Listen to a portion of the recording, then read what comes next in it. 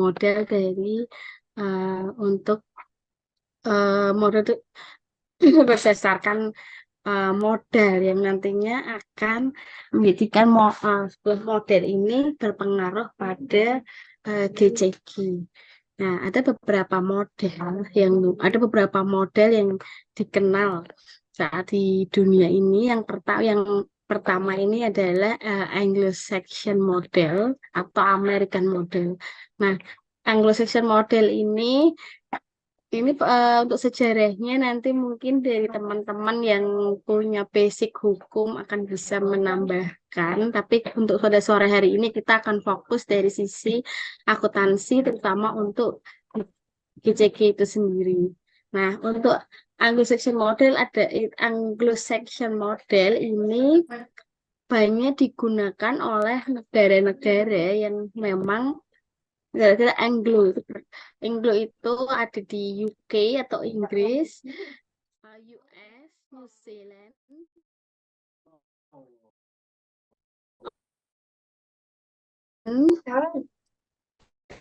dalam sistem. Nah, dalam Anglo-Saxon model ini untuk tertinggi ada pada Dewan RUPS, PS atau ada Dewan RUPS ini ada tertinggi. Nah, pada Anglo-Saxon model ini juga disebut dengan single board karena tidak ada pemisahan antara dewan pengurus, antara dewan direksi dan juga manajer. Jadi tidak ada pemisahan dan biasanya untuk dewan direksi ini juga merupakan komisaris merangkap menjadi satu.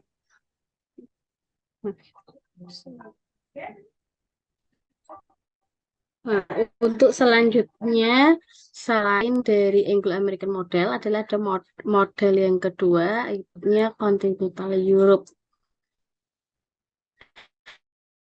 Nah, pada konteks Austria, Switzerland, Netherlands, Belgium, dan France memang negara-negara di Eropa yang menggunakan German model ini. Nah, German model ini juga disebut dengan two-board system atau two-tier. Nah, pada perbedaannya pada Anglo tadi atau single board itu ada di RUPS dan komisioner ini ada pemisahan. Itu terdapat pemisahan yang tersendiri, itu organisasi yang tersendiri. Jadi di tengah-tengah nanti antara manajemen dan juga komisaris itu ada semacam dewan pengawas. Jadi semacam dewan pengawas. Jadi mereka terpisah. Nah, untuk kelemahannya pada single board itu tadi bisa kembali yang single board. Nah, single board ini kelemahannya terus sering kali terjadinya konflik agensi. Agensi konflik ini sering terjadi karena eh, dari Dewan Komisaris tersendiri ini bukan sering kali, banyak sekali ikut campur dalam ikut campur dalam sebuah manajemen yang akhirnya menimbulkan di situ agensi konflik.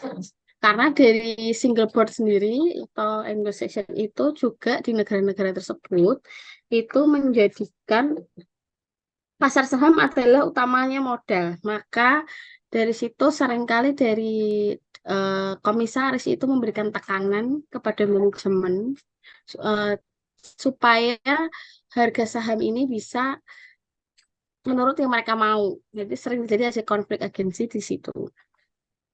Jadi, permodalan berpusat dari situ pasar modal. Nah, sementara kalau pada kontinental Europe itu struktur kepemilikannya sangat terkonsentrasi. Hubungan, nah ini pada Europe itu hubungan bank dengan perusahaan itu sangat kuat. Bank dapat menjadi bagian dari dewan pengawas. Ada dua dewan di two board system. Nah, dewan itu dewan pengelola, terjadi manajer dan pengawas terdiri dari perwakilan pemegang saham dan karyawan. Ya, Dewan Pengawas berhak Dewan Pengawas berhak memilih dan memperhatikan Dewan Pengelola. Oke, lanjut, T. Lanjut. Nah, terus bagaimana dengan yang di Indonesia? Nah, untuk di Indonesia sendiri, Indonesia ini menggunakan two-board atau Continental Europe. Nah, untuk di Indonesia itu karakteristiknya satu, peran BUMN sangat dominan dan kepemilikan saham terkonsentrasi. Kepemilikan silang dan kurang jelek. Buruknya di Indonesia ini kepemilikan silang dan kurang transparansi dan jarang korporat yang independen. Oke, untuk single one tire dan two tire lanjut di Ira.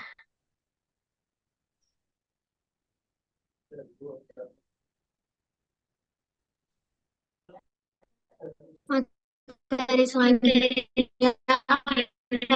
disampaikan oleh Baik, saya Aura Deris akan melanjutkan presentasi dari kelompok kami mengenai one tier system atau sistem single board, yaitu suatu sistem yang di dalamnya terdapat satu board of directors atau BOD yang terdiri dari eksekutif, eksekutif dan non eksekutif director. Direktur eksekutif di sini bertanggung jawab untuk kegiatan perusahaan sehari-hari, sedangkan non-eksekutif tidak terlibat dalam kegiatan perusahaan sehari-hari, tapi terlibat dalam pembuatan kebijakan strategis perusahaan dan melakukan pengawasan terhadap eksekutif tim.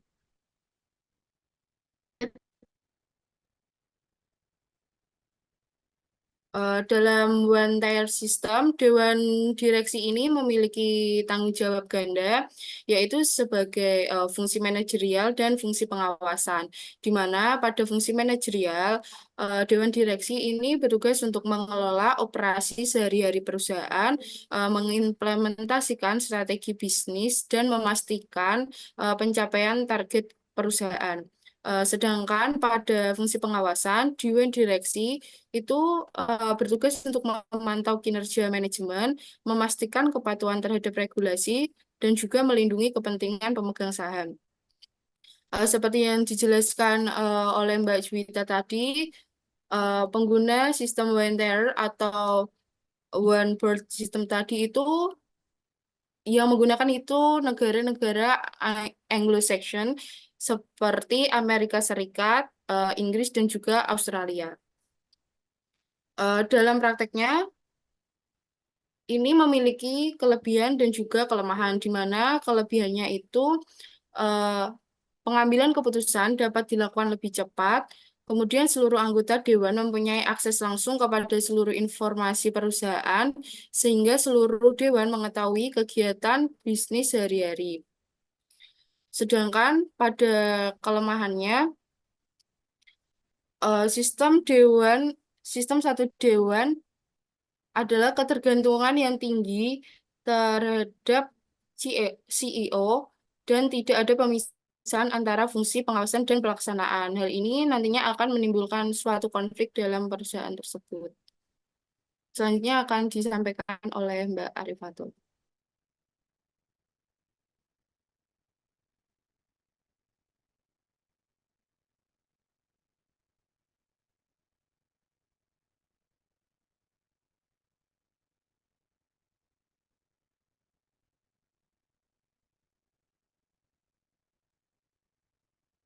Baik, selanjutnya yaitu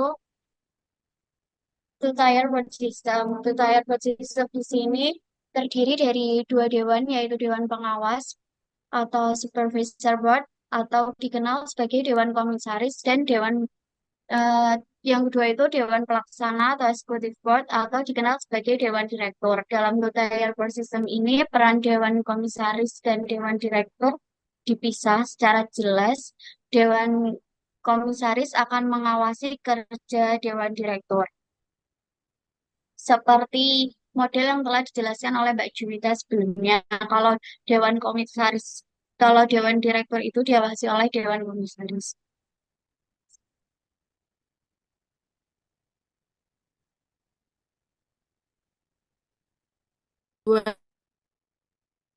Kelebihan dari sistem dua dewan atau two tier board system ini adalah ada pemisahan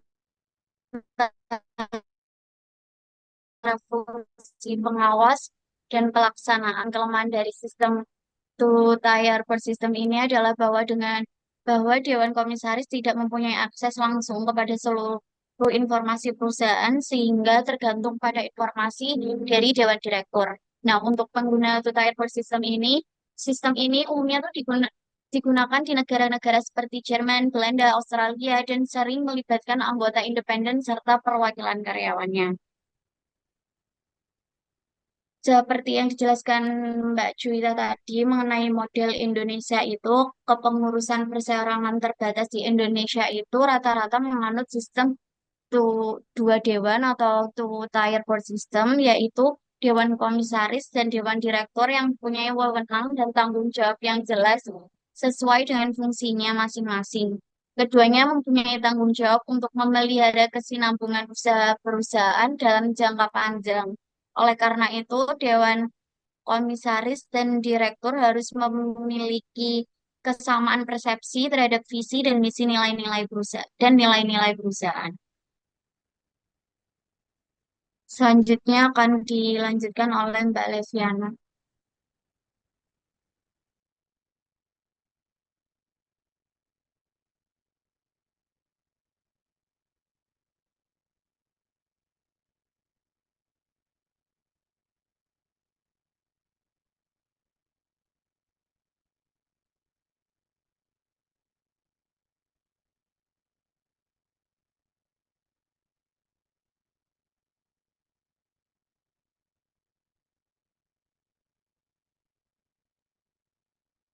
Mungkin Mbak Leviana belum join. Saya izin melanjutkan perbedaan one tier dan two tier. One tier di sini secara detail diharapkan mereka yang bertindak sebagai direktur non eksekutif lebih mendominasi susunan dewan direksi yang ada. Hal tersebut dikarenakan mereka yang bertindak sebagai direktur non eksekutif memiliki pengetahuan yang lebih banyak dan juga pengalaman yang lebih luas. Dalam one tier ini, direktur eksekutif yang ada dalam board di dalam sistem ini lebih mendominasi sehingga dewan terasa tidak independen. Selain itu juga dalam struktur kepengurusan, terutama di Amerika, CEO seringkali juga bertindak sebagai chairman sehingga fungsi kontrol di dalam perusahaan tidak bisa berjalan secara efektif. Sementara seharusnya peranan CEO dan chairman dalam perusahaan dilakukan pemisahan sehingga good corporate government bisa diterapkan secara efektif. Berbeda dengan two tier seperti dewan pengawas yang tidak ikut dalam operasional pengelolaan perusahaan diisi oleh para dewan komisaris. Idealnya adalah komisaris independen yang membuat perusahaan bisa menjalankan tugasnya secara lebih efektif untuk membantu pemegang saham dilindungi kepentingannya dan juga terhadap potensi berkurangnya agensi problem karena adanya pemisah antara pengelola perusahaan dengan pengawasan yang dilakukan oleh organ Dewan Komisaris. Di antara two tier dan juga one, di antara one tier dan two tier per system ini, mana yang lebih unggul? Sistem yang lebih unggul yaitu sistem two board two tier board system karena dewan pengawas yang tidak ikut dalam operasional pengelolaan perusahaan diisi oleh para komisaris. Komisaris di sini bersifat independen yang membuat mereka bisa menjalankan tugasnya secara lebih efektif untuk membantu pemegang saham dilindungi kepentingannya dan juga terdapat potensi berkurangnya agensi problem karena adanya pemisah antara pengelolaan perusahaan dengan pengawasan yang dilakukan oleh organ Dewan Komisaris, maka good corporate government bisa diterapkan dalam perusahaan dengan baik. Selanjutnya akan dijelaskan oleh Mbak Levian.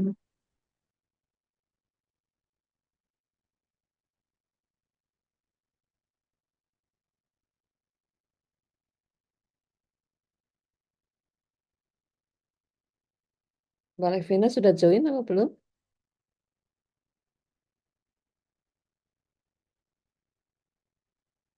Apakah Mbak Leviana sudah join?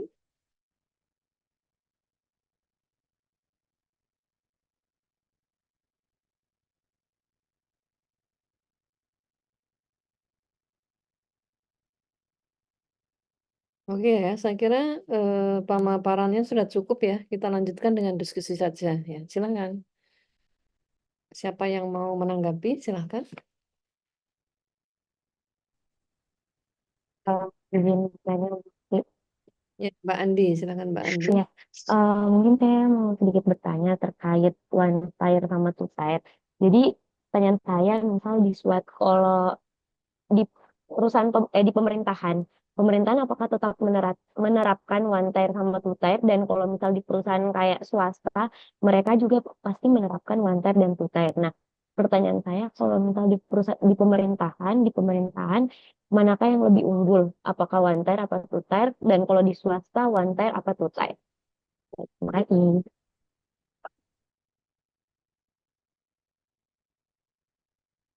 Mungkin penanya yang lain sesudah Mbak Andi. Silakan. Baik, terima kasih Prof. Indri. Ya, Mas jadi, Eko, silakan. Mas Bu. Eko. Baik, tadi udah disampaikan ya terkait dengan good corporate government. Kemudian di situ ada single board atau single model, two boards, di mana ada kelebihan dan kekurangannya ya. Ya, untuk praktek di Indonesia itu kan tadi memilih yang two board ya, di mana di situ ada pemisahan tugas tanggung jawab. Contoh di antaranya komisaris, kemudian dewan direktur seperti itu. Nah, yang jadi pertanyaan itu kenapa di Indonesia itu memilih yang yang apa namanya tupot ya, dua model tadi. Itu alasan kuatnya seperti apa? Itu yang pertama. Dan yang kedua, terkait dengan good corporate government, apakah efektif gitu ketika ada perusahaan keluarga yang sudah go public misalnya, itu bisa diterapkan secara efektif dan efisien juga untuk good corporate government. Itu barangkali bisa dijelaskan. Terima kasih. Oke ya, sambil kelompok yang bertugas menyiapkan diri, saya ingin mengecek kehadiran saudara dulu ya.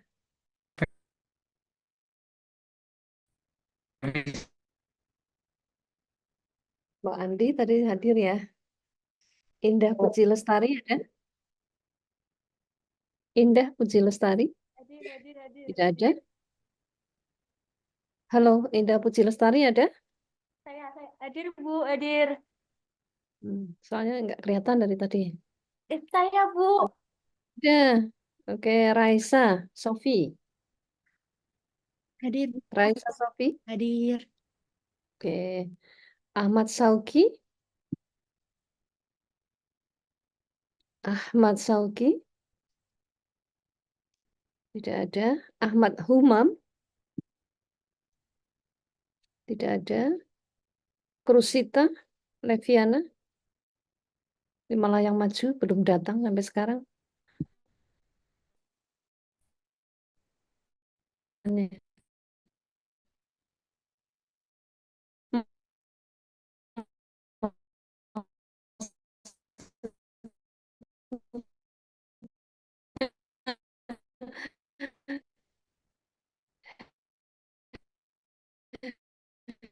Presentasinya di Mohon maaf Bu, rumah Bu.